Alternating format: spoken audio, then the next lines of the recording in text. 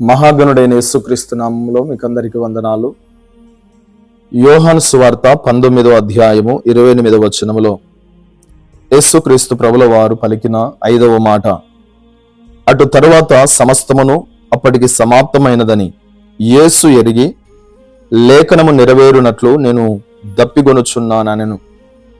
ప్రియమైన దేవుని ప్రజలారా, యేసుక్రీస్తు ప్రభుల వారు నేను దప్పిగొనుచున్నానని చెబుతూ ఉన్నాడు.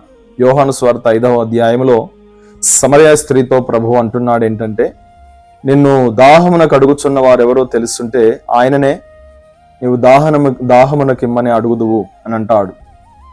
అట్లయితే నాకు ఇవ్వండి ప్రభువా అంటుంది ఆ సమరయ స్త్రీ. ప్రియులరా, జీవజలపుల ఊట అయిన యేసుక్రీస్తు ప్రభుల వారు ఆయన దాహం వేస్తుంది అని అంటున్నాడు. సిలువం రాను మీద వ్రేలాడదీయబడిన యేసయ్య దాహం వేస్తుంది అనడానికి గల కారణం ఏంటంటే, ఆయన స్వహస్తములతో నిర్మించిన నరులు అనగా మానవులు దేవునితో ఉండవలసిన సహవాసాన్ని, దేవుడిచ్చిన మహిమను కోల్పోయారు.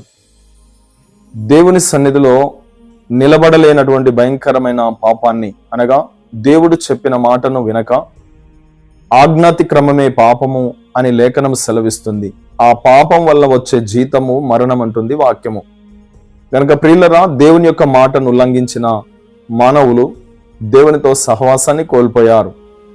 దేవునితో సన్నిహితంగా ఉండి ప్రభువుతో నిత్యము నిరంతరము ఆయనను సేవిస్తూ ఆయనను మహిమపరుస్తూ ఉండవలసిన నరులు దేవుని సహవాసాన్ని కోల్పోయారు. గనుక పరిశుద్ధుడైన దేవుడే పరలోకమును విడిచిపెట్టి ఈ భూమి మీదికి తప్పిపోయిన నరుల కొరకు దిగి రావాల్సి వచ్చింది.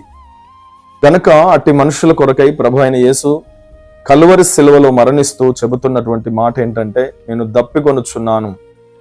జీవజలపుల ఊట అయిన దేవునికి దప్పి ఏంటి? అది కేవలము మన కొరకు మాత్రమే. ప్రియులారా, మనల్ని ఆయన సన్నిధిలో సహవాసంలో చేర్చుకోవాలనే తపన ఆయనకు దాహంగా కనబడుతూ ఉంది. గనక ప్రియమైన సోదరి సోదరుడా, జీవజలపుల ఊట అయిన యేసయ్యను నువ్వు వెంబడించుట వలన నీకు క్షేమము. నీవు నిత్యము ఊరెడి బుగ్గ దగ్గర ఉండి నిరంతరము ఫలించే చెట్టు వలె ఉంటావు. నీటి కాలువల యోరన నాటబడిన చెట్టు ఏ విధంగా ఫలిస్తుందో, జీవము కలిగిన యేసును వెంబడించుట వలన నీ జీవితము, నీ కుటుంబము, నీవు చేస్తున్న సకల ప్రయత్నాలు, పనులు, వ్యాపారాలు, ఉద్యోగాలు సమస్తము దీవెనకరంగా ఆశీర్వాదకరంగా మార్చబడతాయి. నిత్యుడగు దేవుణ్ణి వెంబడించు. ఆయన శ్రేష్టమైన ఆశీర్వాదముల చేత నువ్వు ఫలించి ఆశీర్వదించబడు. అట్టి కృప నీకు, నీ కుటుంబానికి దేవుడు అనుగ్రహించునుగాక. ఆమేన్.